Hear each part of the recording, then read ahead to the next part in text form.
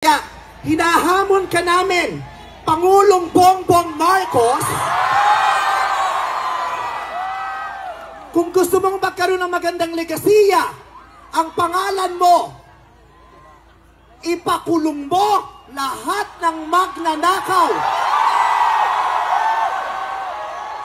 Nakatingin kami sa iyo, Pangulong Bongbong Marcos, at inaasahan ka namin, hindi dahil sa idol ka namin, kundi dahil sinaswelduhan ka namin at inaasahan namin na tutuparin mo ang inuutos namin mga employer mo. Kami ang nagpapasahod sa inyo. Tapos na ang panahon na natatakot tayo sa gobyerno. Takutin natin ang gobyerno dahil ang kapangyarihan nasa sa atin, wala sa kanila. Nakatingin kami sa inyo. Ipakulong lahat ipakulong. Bawiin ang mga ari-arian. Bawiin ang mga ari-arian.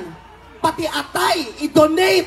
Ibigay ang atay. Pati mata, i-donate. Walang ititira kasi nga, hindi tayo pwedeng maawa dahil maraming salamat sa inyong lahat. Sasamahan namin kayo hanggang mamaya. Obra sa kanila ang mabuting asal at mabait lang kasi nga mga demonyo sila. Kaya tama yan. Sumigaw lahat ng galit. Lahat ng galit na galit. Ang hindi matatapos ang galit bukas.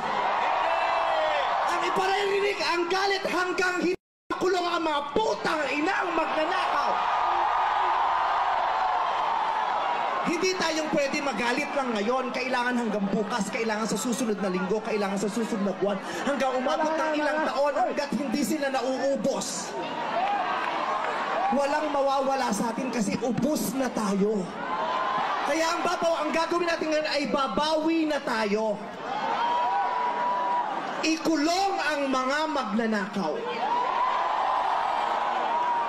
Para sa akin, hindi nga sapat ang kulong.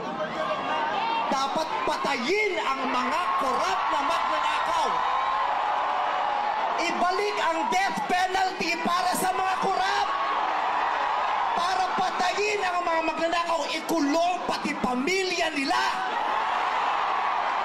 Dapat gumawa ng batas ang pamahalaan para ibalik ang death penalty. Pasensya na po, Father. Alam kong ayaw mo ng death penalty. Ipagdasal mo na lang ako.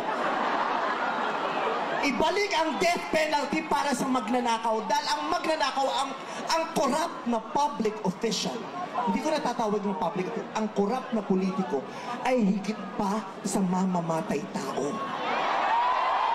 Ang corrupt na politician ay higit pa sa magnanakaw. Ang corrupt na politician, ang korupsyon ay higit pa sa terorismo. Ang mga terorista, namimili lamang ng lugar at panahon kung kailan aatake. Pero ang mga magnanakaw sa Pilipinas, walang pinipiling araw. Araw-araw nila tayong ninanakawan. At ang inaatake ng mga terorista, yung mga iba ang pananampalataya, iba ang paniniwala, ibang lahi. Pero ang mga korap, kapwa Pilipinong kalahi ang ninakawan. Kaya hindi tayo pwedeng sumuko lang ng ganito. Kaya hinahamon ka namin, Pangulong Bongbong Marcos, kung gusto mong magkaroon ng magandang legasiya, ang pangalan mo, ipakulong mo lahat ng magnanakaw.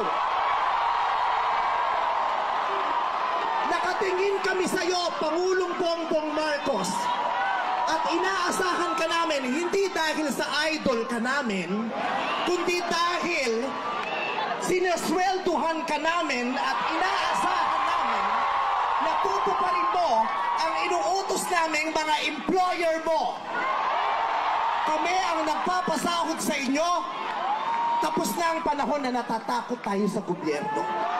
Takutin natin ang gobyerno dahil ang kapangyarihan nasa sa atin, wala sa kanila. Nakatingin kami sa inyo. Ipakulong lahat ipakulong. Bawiin ang mga ari-arian.